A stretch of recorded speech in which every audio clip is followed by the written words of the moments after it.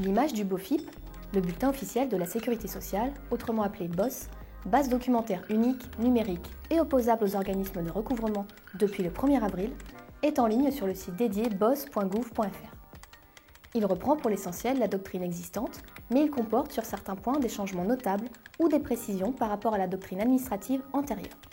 Tour d'horizon de ces évolutions en quelques questions-réponses. Pour le calcul de la cotisation d'assurance vieillesse, le salaire est pris en compte dans la limite du plafond de la sécurité sociale. En 2021, ce plafond s'élève à 3 428 € par mois. Cela signifie donc, pour les salaires supérieurs, que la fraction excédant ce montant n'est pas soumise à cette cotisation. Depuis 2018, si le salarié est absent sans percevoir de rémunération, le plafond est réduit à due proportion de l'absence. Que faut-il entendre par absence non rémunérée ? Le bulletin officiel de la Sécurité sociale répond à cette question en 2 temps.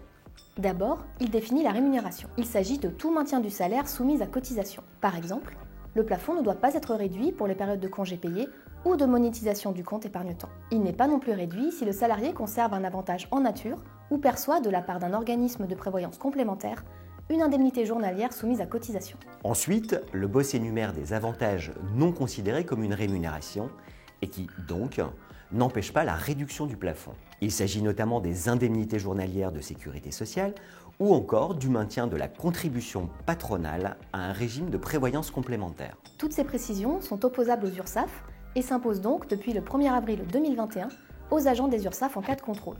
Néanmoins, pour les avantages en nature, un délai est laissé aux employeurs pour adapter leur logiciel de paye.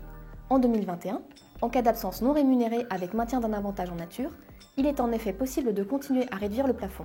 Ce ne sera plus possible en 2022. Terminons en rappelant que ces principes impactent aussi toutes les cotisations sociales, dont l'assiette est limitée à un multiple du plafond de sécurité sociale, comme les cotisations chômage et de retraite complémentaire.